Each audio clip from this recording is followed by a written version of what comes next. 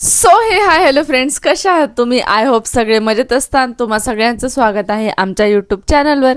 मी आहे तनुजा. मी आहे आनंद. तर तुमच्या खूप रिक्वेस्टमुळे आम्ही घेऊन आलोय आज Finally. Series love Finally. Story friendly.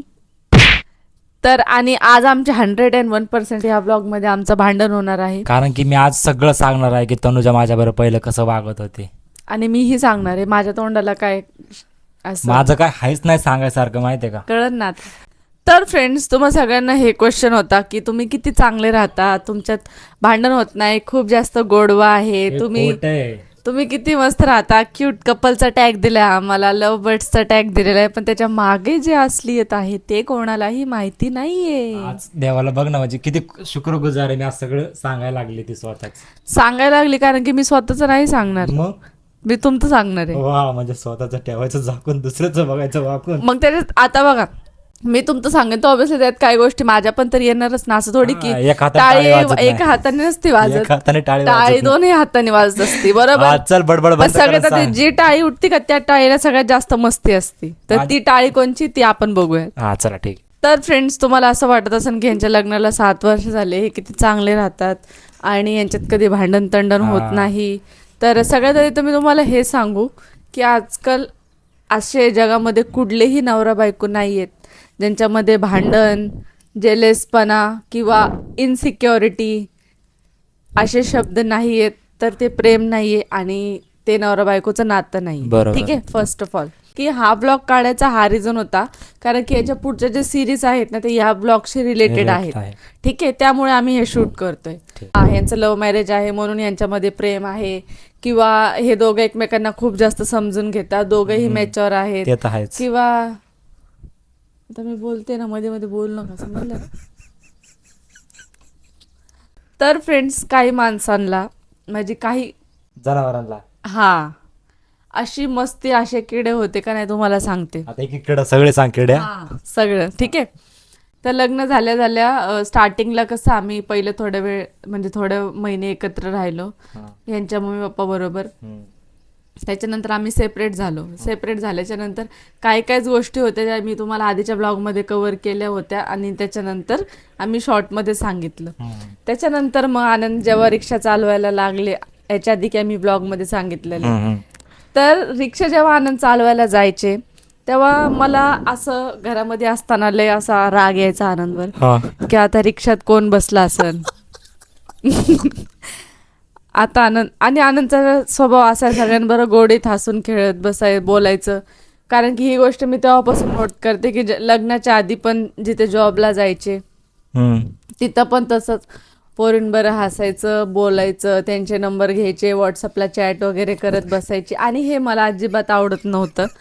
तरीही त्या टायमिंगला माझा काय हक्क नव्हता. ठीक आहे. तर मी काही बोलत नसायचे तेव्हा. मग काय, ठीक आहे. राग वगैरे यायचा पण मी काय बोलत नसायचे. आणि प्लस सुट्टी वगैरे असल्यावर मस्त लॉंग ड्राईव्हवर जायचं पोरींबरोबर. अगर कुठल्या मुलीला राग येत असेल तर याच गोष्टीवर जास्त राग येणार की बाबा तिचा नवरा किंवा होणारा नवरा आहे तो असा पोरींबरोबर फिरतोय. ते कोणी का असाना, क्लासमेट्स असू देत किंवा फ्रेंड्स असू देत किंवा एरियामधले असू देत, राग असतो तो तर येणारच. ठीक आहे. तर तेव्हा मला राग यायचं कारण मला असं वाटत जाऊ त्यातून लग्न नाही झालं, लग्न झाल्यावर बघते मी. बरोबर आहे, हक्क नव्हता ना एवढा. हा, तर मी गप्प बसायचे. पण तेच हरकती लग्नानंतरही होत होत्या. जसं की सांगते ना, सांग. थुक्क गिळा आधी. तर लग्न झाल्यावर आनंद जेव्हा रिक्षावर जायचे त्या टायमिंगला मग मी असं विचार करायचे आणि आनंद घडी म्हणजे सारखं ना एकच डायरेक्शनला जास्त जायचे. कुठं? जिथे त्यांच्या मैत्रिणी राहत असायच्या, स्वारगेट वगैरे साईडला. तर मला ना लय राग यायचा आणि कधी कधी आनंद ना 10च्या ऐवजी 11 वाजता 11:30ला घरी यायचे रात्रीचे. तर मी विचारायचे काय एवढा लेट झाला? असं म्हणायचे अरे आज ते स्वारगेटला तिकडे गेलो होतो आज, म्हणजे कस्टमर सीट घेऊ ना. तर मग मला असा डाऊट यायचा तिकडे गेले होते. मी मनातली म्हणत तेव्हा मी काहीच बोलत नसायचे, मी गप्प बसायचे. अरे ऑब्विसली यार, एखादं भाडं आलं तर जाणारच ना माणूस. मी थोडी बोलणार की स्वारगेटचं भाडं नाही तर मी जाणार नाही. पण आनंदला कमी मस्ती नव्हती. आनंद दुसरे सोडून तिकडच्या साईडला लगेच पटकन लगेच घ्यायचे भाडे. ठीक आहे. उठाले. कारण की आनंदला असं वाटायचं कधी कधी तिकडे एखादी मैत्रीण दिसली, बोलली बिलली आपल्या बरोबर तर आहे का नाही, तेवढंच जीवाला सुख. हा जसं काय फरारीच घेऊन गेलो होतो जसं की मैत्रीला दाखवायला बिचारा माणूस तर जायचं त्याच्यानंतर घामाघूम. आल्यावर मी आनंदला विचारत नसायचे की तुम्हाला भूक लागली का काय झाले. मला असं ऐकायला आलं की आनंद तिकडे गेलेत. मला ऑटोमॅटिक असा राग यायचा ना, मी ते व्हायचे नाही का रॅम्बो. हा म्हणजे मी घरी यायचो, एका कोपऱ्यात बसलेली असायची. मी आला विचारलं काय झालं तनुजा, असं तोंड, अरे झालंय काय, नो आन्सर. आणि असं विचारून कमीत कमी मी 10 ते 12 वेळा विचारायचो, कारण की मला तरी राग यायचा. सांगत नसायची की काय झालंय काय. हा, तर मी माझा तिच्यासमोर nature आहे. डोकं फोडून घ्यायला यायचं माहिती का, की झालंय काय, तुला नाही बोलायचं ना नको बोलू, अरे पण झालंय काय ते तरी सांग. आणि माझ्या मनात नसायचं आणि ध्यानात नसायचं, ही अशी वागत होती. तर मग मी पण म्हटलं की नाही सांगायचं मला. मग मी आणि आमच्यामध्ये त्या म्हणजे तशाच बऱ्याचशा गोष्टी व्हायच्या. आणि 2-3 वेळा मला आनंद स्वतः येऊन सांगायचे की अरे आज एक मुलगी बसली होती, ती माझ्या अशी येऊन जवळ बसली होती. तुम्ही एकदा सांगितलं तर आठवतंय का. तर मग कशाला सांगायच्या अशा गोष्टी, जर मला राग येतोय त्या गोष्टीचा. माझ्या ठीक आहे, मनामध्येच नाहीये तसं, तर मी का नको सांगू. माझ्या मनामध्ये काय असेल तर सांगेल ना तुला मी. पण मला तर राग यायचा ना.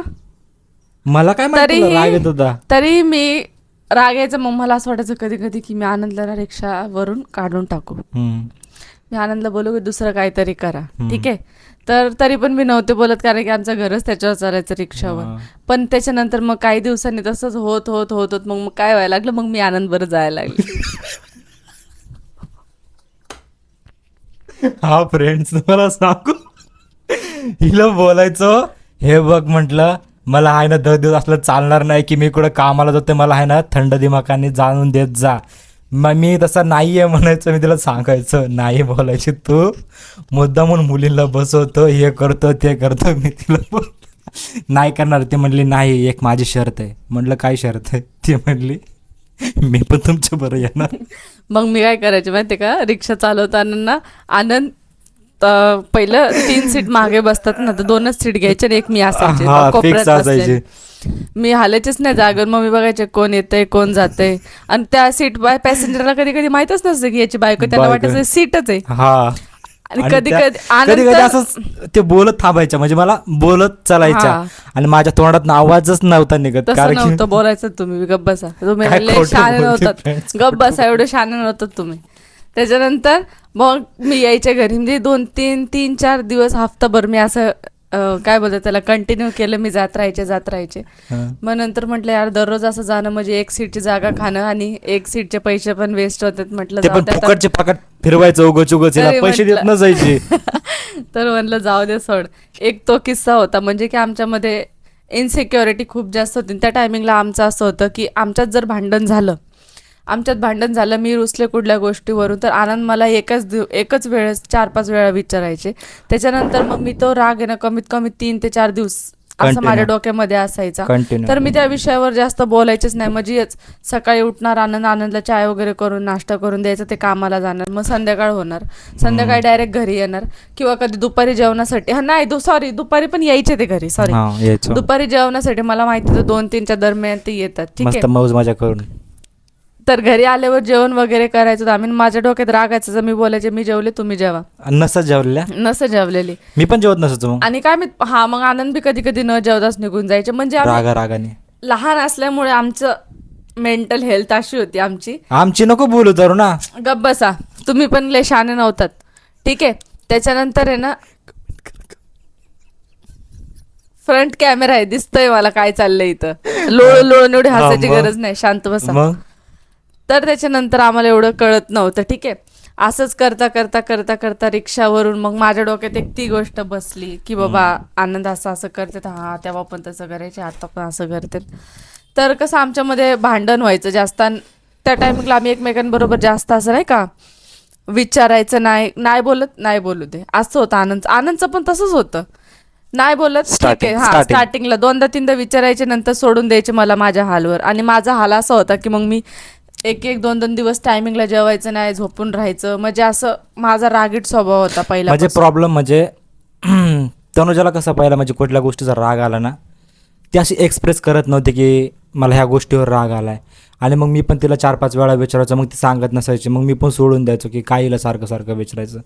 म्हणजे हे आपणच किती मागं लागायचं असं मला व्हायचं, म्हणून मी तिला त्या टायमिंगला बोलत नसायचो. काय माहित आम्हाला की तुमच्यामध्ये पण असं होतं की नाही, तुम्हाला असं वाटत असेल लव्ह मॅरेज आहे तर सगळं नीट होत असेल यांच्यामध्ये, तर तसं नाहीये. नाही, स्टार्टिंगला सगळ्यांनाच हा. प्रॉब्लेम होतो फ्रेंड्स. तर त्याच्यानंतर मग असं होतं, मग रिक्षा काही दिवसांनी सोडून दिला, त्याच्यानंतर मग फिश शॉप टाकलं. मच्छाचं दुकान. फिश शॉपला पण तसंच होत होतं, आमचे सारखे भांडण व्हायचे पुण्याला असताना, म्हणजे भांडण चिडचिड पण आमच्यात, कारण की लॉकडाऊन होतं तर आम्ही सारखे एक संघ राहायचो, एक संघ राहायचो. आणि त्याच्यामध्ये मग जेवढं समोर समोर समोर राहणार चिडचिड, भांडण, आणि आनंदला तर कुठल्या गोष्टीची, आणि हा सगळ्यात जास्त तर आमचे भांडणं यामुळे व्हायचे की आनंद कुठली गोष्ट घेतली की तिथे ते जागेवर ठेवा. आनंद तसं नसायचं. आंघोळ केली टॉवेल फेकला, आंघोळ केली चपला तिकडं फेकल्या, बाथरूममध्ये गेले वायपर नाही मारायचा, बकेट इकडं. ही गोष्ट मी या सगळ्या गोष्टींनी मला हे सगळं Accept पटत नव्हतं. करतो. ठीक आहे, तर मला असं वाटतं भलेही मी घरी असते बरोबर आहे, पण एक डिसिप्लिन नावाची वस्तू असते का नाही, की बाबा चला आता आपण आपल्या घरी, आपण कधी कुठे बाहेर वगैरे गेलो तर ही गोष्ट बरोबर नाहीये. आणि अजूनही त्या गोष्टीवर आमच्यावर भांडणं होतात. पण ते एवढ्या 7 वर्षामध्ये बोलून बोलून बोलून बोलून बोलून मी आनंदला फायनली सुधरवले. आता आनंद सगळ्या गोष्टीकडे लक्ष देतात, व्यवस्थित येतात ते. पण त्यासाठी माझं अर्धन जास्त रक्त मी इकडे डोनेट केलेलं आहे. ठीक आहे, Donate करून फायदा नाहीये. त्याच्यानंतर दररोज पितीस त्याचं ठीक वेगळं आहे आहे, ते. त्याच्यानंतर एक दिवस असं झालं होतं की असंच करता करता एक दिवस माझ्या आनंदमध्ये काही गोष्टीवर किटकिट झाली. ठीक आहे, किटकिट झाली, आणि त्या टायमिंगला पप्पा आणि माझा भाऊ आणि मम्मी हे 3 जण आले होते. ठीक आहे, हे 3 आले होते आणि ते मला भेटायला आले होते, रँडम आले होते. लग्नानंतर फर्स्ट टाइम मला नवीन घरात ते भेटायला आले होते जेव्हा आम्ही सेपरेट झालतो. तर जेव्हा ते सेपरेट झालं होतं आम्ही, ते भेटायला आले होते, तर मग त्या टायमिंगला सुद्धा आमची किटकिट झाली होती. आणि कशामुळे झाली होती मला एवढं सिरियसली मला एवढं आठवत नाही की प्रॉपर कशामुळे झालं होतं, पण किटकिट झाली होती. तर मी म्हटलं की मम्मी पप्पा मला बोलले की चल थोडे दिवस माझ्याकडे. पण मला असं होतं नाही, मी गेले तर आनंदला जेवण वगैरे कोण देईन, आनंद कसं काम करते आणि काय करते, किंवा आनंद एकदम फ्री होते आणि जाऊन इकडं जा तिकडं जा, ह्याला कॉल कर त्याला कॉल कर. आणि आनंद लग्नानंतर ही कमीत कमी 2 ते 3 वर्ष त्याच्या फ्रेंड सर्कलच्या कॉन्टॅक्टमध्येच होते सगळे. तर मला ते आवडत नव्हतं. मी त्यांना लय बोलायचे की मी डायरेक्टली बोलते की मी त्यांना बोलायचे की डायरेक्टली नको, मला मैत्रिणी नावाची वस्तू आवडत नाही, त्यांना ब्लॉक करा. पण आनंद नव्हता ऐकत. कधीच नाही बोलली तुम्हाला. नाही मी बोलायची तुम्हाला, बोलली असती ना मी त्याच टायमिंगला नाही, केलं नाही, असतं. नव्हते ना, खोटं नको बघा, मी बोलू. बोलले त्या ब्लॉग मध्ये आमच्या भांडण होणार आहेत. हे असं आहे, स्वतःची गलती असल्याला एक्सेप्ट करायची, नाही तर गप्प बसा. तू कधी बोलली तुझं बोलले नाही होते. ऐकलं, सांग मला. आता ऐकता तुम्ही, त्या टायमिंगला नव्हता ऐकत. तुम्ही त्या टायमिंगला नव्हतात ऐकत. जा, मला नाही काढत. नका काढू, उठा. खरं सांगितलं रे, असे पोल खोलायला लागलं. बोल जाऊन चल. तर त्याच्यानंतर मी आनंदला सारखं बोलायचे आणि मला असं चॅट वगैरे करताना नव्हतं आवडत. तर मग मी 1-2दा बोलले, तर आनंदने काय ब्लॉक वगैरे केलं नाही. ठीक आहे, आणि मग ब्लॉक वगैरे केलं नाही. आणि मला असं वाटायचं की यार कशाला ब्लॉक वगैरे करायला लावायचं, चांगलं नाही वाटत असं नाही का मैत्रिणीमध्ये यांच्यामध्ये. बरोबर आहे ना.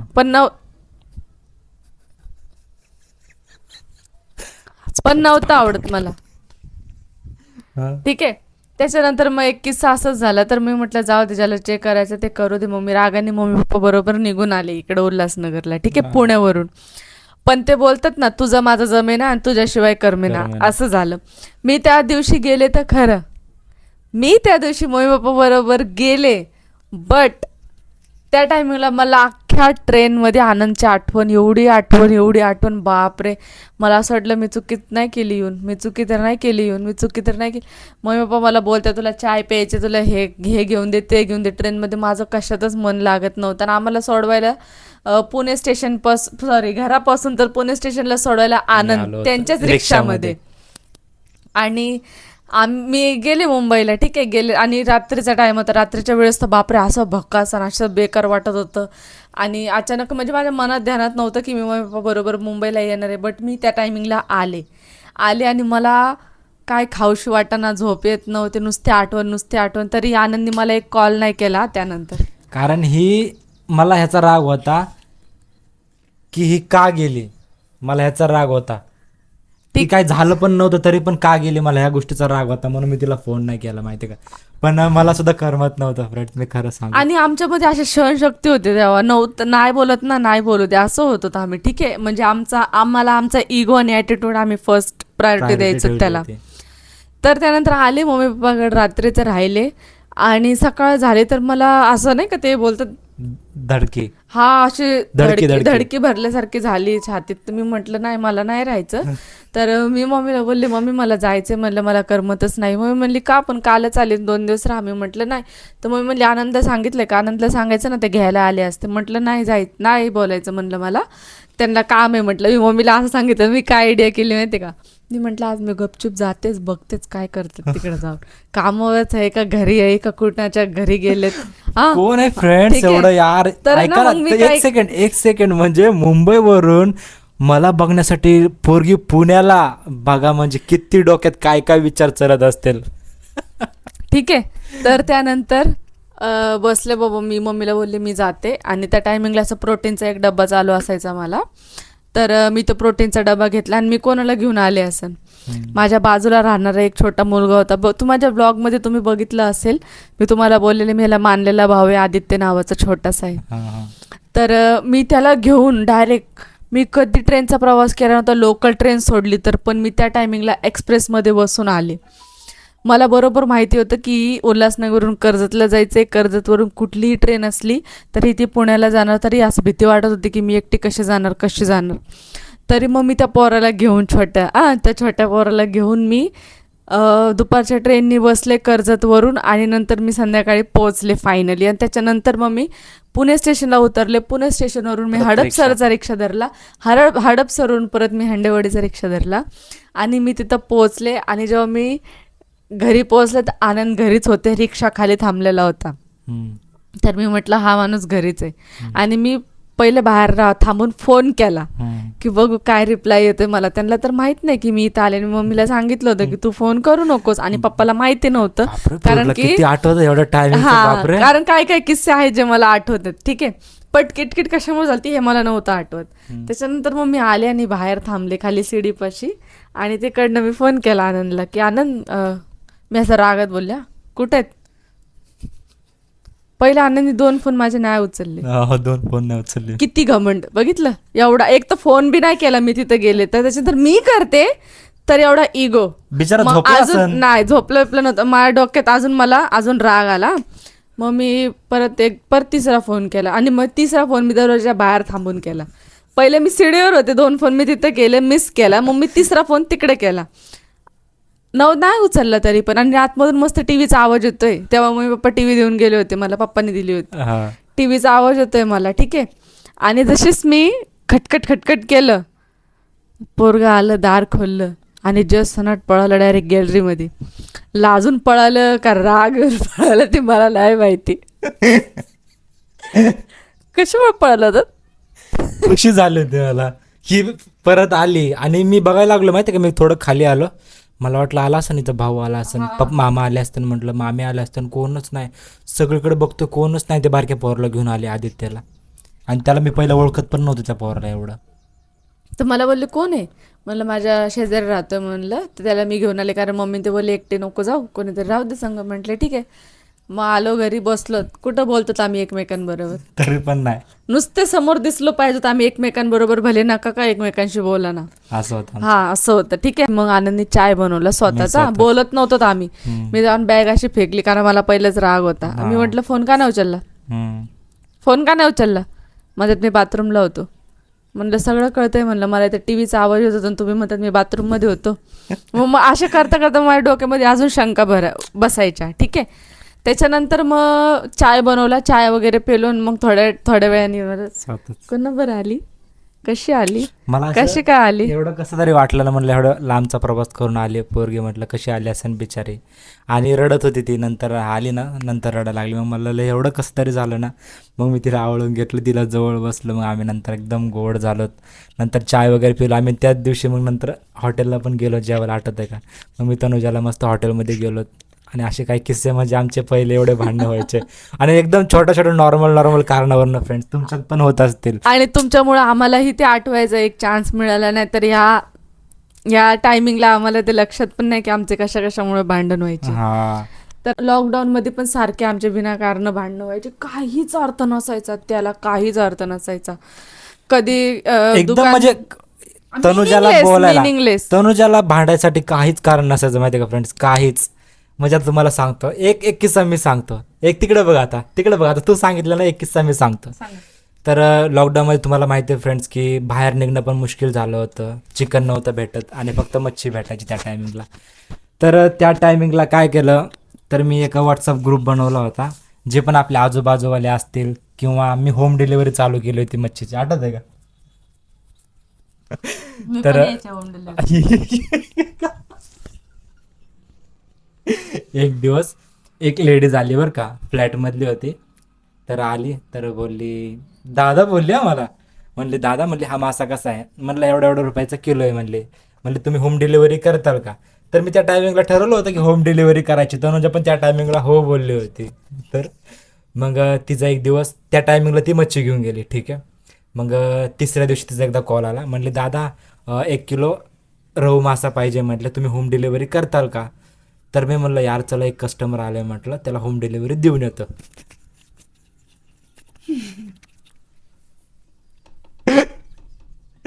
तर मग मी मच्छी वगैरे कापली आणि हिला बोललो मी, म्हटलं जातो, म्हटलं मी मच्छी देऊन येतो. ती बोलली ठीक आहे. गेलो मी, नंतर मग मच्छी वगैरे देऊन आलो आणि नंतर मग मी हसत हसत आलो, म्हटलं चल बाबा, त्या टायमिंगला एक मासा मी 300 रुपये 350 रुपये किलो विकायचं, बरोबर ना. नंतर आलो आणि आल्याला तिचं तोंड बघितलं, हिचं तोंड कसं, मी घाबरलो, म्हटलं हिला काय झालं काय, म्हटलं मला काय वाटलं मी नसताना कोणी आलं काय, म्हणजे असा मुलगा वगैरे आला, हिला कोणी काय उलटं पालटं बोलून गेलं का काय. मी विचारलं काय झालं, कुठं काय सांगते, अरे मी 2 वेळा विचारलं, 3 वेळा विचारलं, 4-5 वेळा विचारलं, तरी पण काय सांगितलं नाही. आता बोलले मी जाते घरी. तर तिथनं पोरीने माझ्या हातातली गाडीची चावी ओढली आणि गाडी घेऊन डिओ घेऊन डायरेक्ट घरी, म्हणजे असं. नंतर मग मी तिला संध्याकाळी दुकान बंद केलं 9-9:30 वाजता. नंतर तिला घरी जाऊन विचारलं की काय झालं बाबा, तुला काय झालं, तू अशी का रुसून बसली, म्हटलं काय झालं पण नाही, तू सांगत पण नाही, तुझा प्रॉब्लेम काय आहे सांग तरी. ती म्हणली, म्हणजे तिला मी भरपूर वेळा विचारलं की सांग, नाही सांगितलं. मग शेवटला तिने सांगितलं. तिला म्हटलं तुझ्या पाया पडतं, मला सांग की झालंय काय. तर मला बोलली तुम्ही असं होम डिलिव्हरीला जातात ना, मला अजिबात नाही आवडत. म्हणलं यार, बघा मी किती प्रेम करत होते, भेटलं. प्रेम नाही बोलत त्याला, शक्यपणा बोलतात खाली पकडचा. आणि मी पण आता मी तुम्हाला, ठीक आहे हा तो किस्सा झाला, ऐका ना. मग नंतर मग 3-4 दिवस झाले, मग 1 हफ्त्याने परत तिचा कॉल आला. तर बोलली दादा 1 किलो मासा पाहिजे, म्हणले डिलिव्हरी करताल का. मी थोड्या वेळ पहिलं गप्प बसलो, नंतर मी हिच्याकडे बघितलं, ही म्हणली चला मी पण येते. आणि ही पण पोरगी माझ्या बरं गाडीवर बसून माझ्या मागं त्या लिफ्ट पर्यंत दिवस, तर तिच्या हातामध्ये ती पन्नी आणि त्या लेडीजला पन्नी देते आणि मी बाहेर थांबलो. आले ते करायचं माझ्यापर्यंत पन्नी दिवस, तर तिथं थांबली होती, कारण पैसे मला वगैरे घेतले. कारण की मला तुमच्यावर विश्वास नव्हता. असं काय केलं होतं विश्वासघात करायचा, सांगते पुढं. हा सांग आता. तर फ्रेंड्स त्याच्यानंतर मग हे कसं शक्य करायचे, हे आधीची कसं मेंटॅलिटी होती माझी, म्हणजे मला एवढं कळत नव्हतं त्या टायमिंगला. मी ॲक्सेप्ट करते माझ्या गोष्टी काही, की ठीक आहे तसं मला नव्हतं करायला पाहिजे त्या टायमिंगला. पण काय बोलतात ना, माणसाचा ना स्वभाव आहे ना एवढा पण म्हणजे असं फ्री नसावा कोणाशी, की त्याचा आहे ना कोणी चुकीचा फायदा उचलावा. आणि असे केसेस मी भरपूर बघितलेत. आणि ना मी जेन्युइन सांगते, तुम्ही म्हणता की एक मुलगी आहे तरी मुलीबद्दल असं बोलते, पण आजकाल आहे ना असं चाललंय, जर कुठल्या मुलीला किंवा लेडीजला माहिती आहे ना त्याचं लग्न झालेलं आहे, तर ते जास्त करतात. त्यांना माहिती त्याच्या बायकोला नाही आवडणार, त्याच्या गर्लफ्रेंडला नाही आवडणार, तर मुद्दाम त्या गोष्टी करायचं त्यांच्या आयुष्यामध्ये ना असं ढवळाढवळ करायची. आणि अशा खूप साऱ्या आमच्या मैत्रिणी होत्या, त्यांना माहिती होतं की तरुणाला ह्या गोष्टी नाही आवडत, तरीही त्या मेसेज करायच्या, चॅट करायच्या, त्या गोष्टी मला नव्हत्या आवडत. तर मी कुठं चुकीचे नव्हते, कारण की मी कधी ह्या गोष्टीमध्ये नव्हते पहिल्यापासून. ना माझा कुठला मित्र होता ना काय, कधी मी असे म्हणजे असं कुठला व्हॉट्सअपला माझ्या कोणी ॲड नव्हतं, काय नव्हतं. तर मला असं वाटतं मी जशी आहे ना तसं माझ्या नवऱ्यांनी पण वागावा. आणि चला लग्नाच्या आधीची गोष्ट वेगळी, सगळेच बोलतात हे ते करतात, पण लग्नानंतर असं वाटायचं की त्यांनी या सगळ्या गोष्टी सोडून द्यावं, बस एवढंच मला वाटायचं. आणि ते माझं नव्हतं ऐकत ना, तर मला राग यायचा की का नाही ऐकत. पण तनुजाचं कसं असं होतं माहिती आहे का, म्हणजे तिला कुठली गोष्ट नाही आवडत ना, तिने डायरेक्ट बोलायचं की मला ही गोष्ट नाही आवडत, तुम्ही नका करू. पण हिचा स्वभाव तसा नव्हता. ही म्हणजे हिला असं मनातली मनात वाटायचं, ठेवायची सवय हिला असं पहिल्यापासून. वाटायचं की मी हे बोलल्याने पुढच्याला माणसाला असं काय वेगळं नाही वाटायचं किंवा याला राग येईल का, हा हा हा विचार करायची ती की पुढच्याला कसं वाटेल, मी सांगू का नको. मग ही स्वतःच थँक्यू आनंद, समजून घेत. समजून घेतलं नाही मग तुला एवढ्या वर्षात काय ओळखलं मी. आणि मग ही स्वतःच की रिग्रेट करायची, स्वतःलाच असं स्वतःलाच त्रास करून घ्यायची, मग असं जेवायचं नाही किंवा कुठल्या गोष्टीचा राग तिसऱ्यावर काढायचा, तिसऱ्या गोष्टीचा राग चौथ्यावर काढायचा, असं करायची.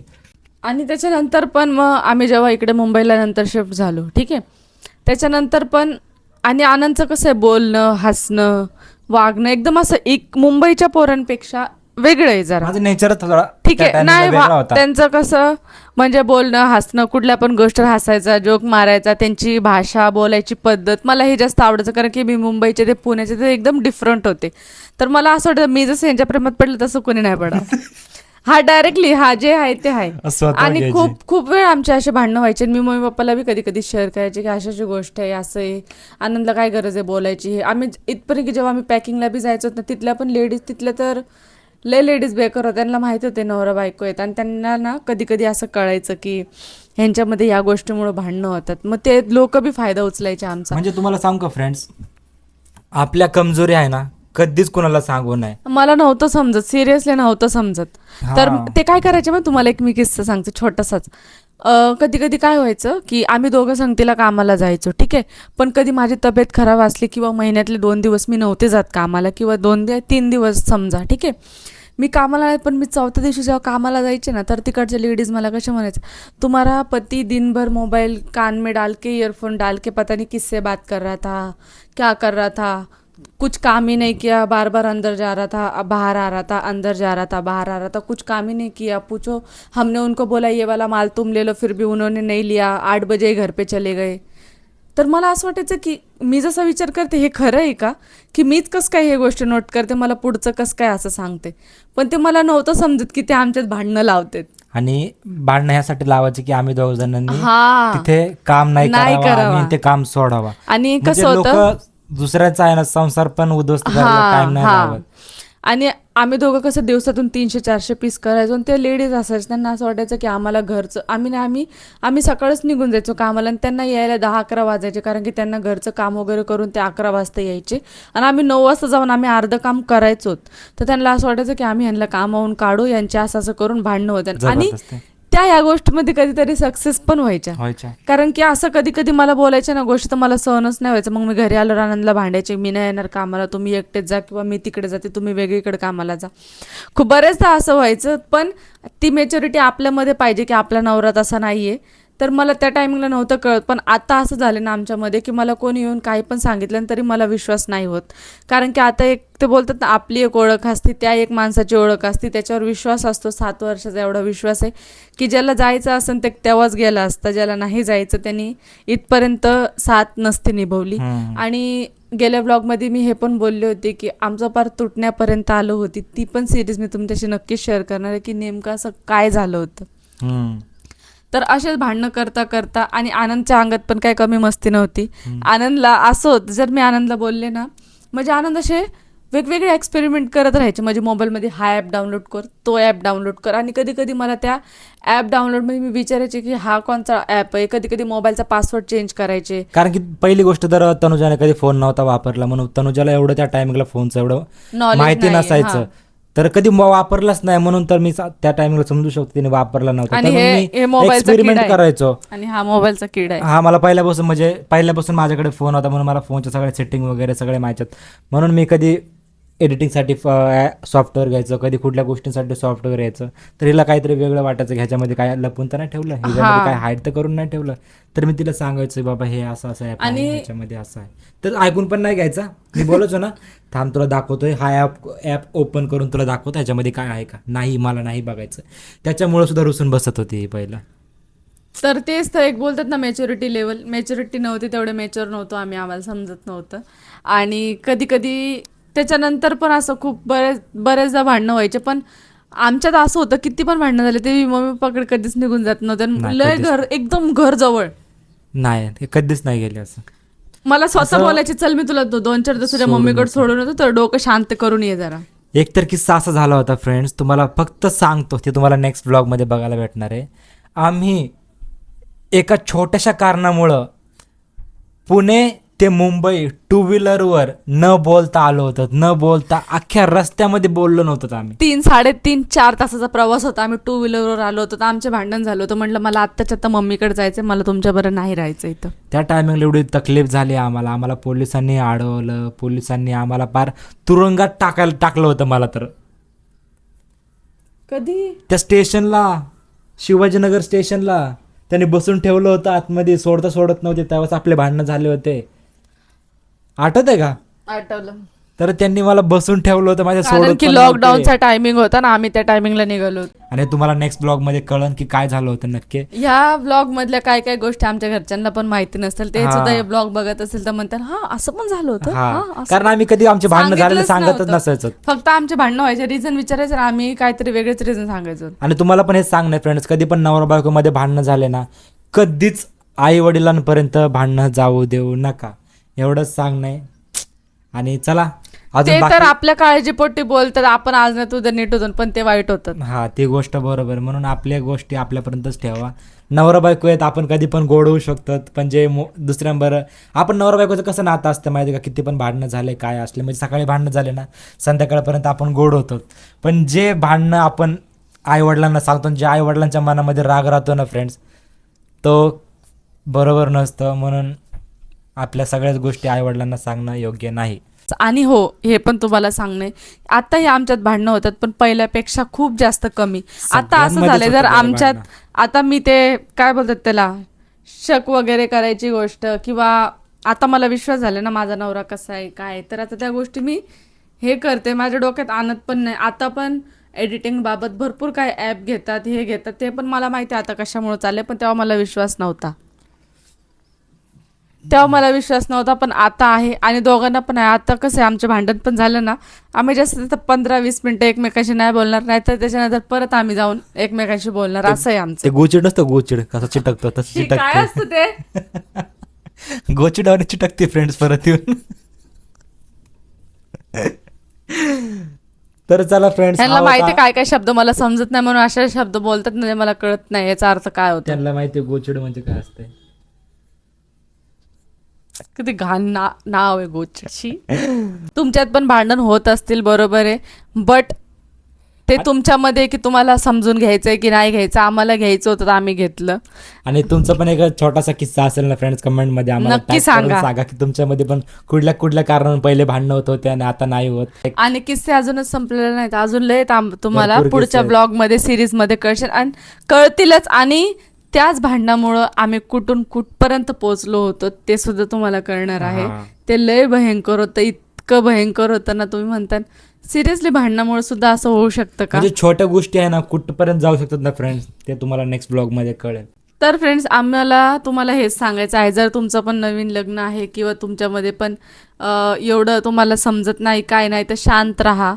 ज्या व्यक्तीला आणि कोणाला पण असं बांधून ठेवू नका, जसं मी करत होते. मला मान्य आहे, आनंदी मला पहिल्यापासून कधी त्या गोष्टीमध्ये नाही हे केलं की तू ह्याच्याबरोबर नको बोलू, त्याच्याबरोबर नको बोलू, हे नको करू, ते नको करू, हे नको घालू, इथे नको जाऊ, तिथं नको जाऊ, तसं कधी नाही केलेलं. माझ्या मनामध्ये एक भीती असायची की माझा नवरा एवढा चांगला आहे, एवढा चांगला दिसतो, नेचर स्वभाव सगळा चांगला आहे, एवढं तर मला चांगलं असं- असणं पण बरोबर नाही आहे. हा, समजलं. एवढं चांगलं असणं ही आजच्या जनरेशनमध्ये तर चांगलं नाहीच आहे, कारण पुढचा आपला चुकीचा फायदा उचलतो. आणि हे आनंदच्या बाबतीत झालेलं आहे. आनंदला हे चांगल्या प्रकारे माहिती आहे. Right. आनंद जर चांगलं कुठल्या मुलीबरोबर हसून खेळून बोललं तर मुली याचा चुकीचा अर्थ काढतात. हे आनंद बरं झालेलं आहे. समजलं. आमचा साखरपुडा झाल्याच्या नंतर ही गोष्ट झालेली होती, तर ती एक भीती माझ्या मनामध्ये बसलेली होती. म्हणून मी आनंदला बोलायचे की सतत कोणाबरोबरही बोला, मुलांबरोबर बोलताना जरा वेगळं आणि मुलींबरोबर बोलताना जरा वेगळं, एवढंच माझं म्हणणं होतं. असं नाही बोलायचे की मी की नकाच बोलू म्हणून, पण थोडं डिस्टन्स मेंटेन करा, एवढं माझं बोलणं डिस्टन्स होतं. मजा चिपकत नव्हतं हा, जाणं. तसं नाही, म्हणजे चिपकाय वगैरेची गोष्ट नाही. म्हणजे याच आपलं की- कामापुरतं ठीक हा, आहे, चल हाय हा. हॅलो पर्यंत जे कामापुरतं कामापुरतं बोललं. बोलायचं असेल तर बोला, जास्त कोणाबरोबर क्लोज नका होऊ, तेवढ्यापुरतं तेवढं बोला, आपलं काम झालं ठीक आहे. आणि आनंदला लग्नानंतर पबजी खेळायची पण लय सवय होती, त्याच्यावर मी आमचे भांडण व्हायचे रात्रीचे 1-1 वाजता. ए मार इधर से, ए उधर से मार, ऐसा कर, उधर से भाई गन दे, ये दे वो दे.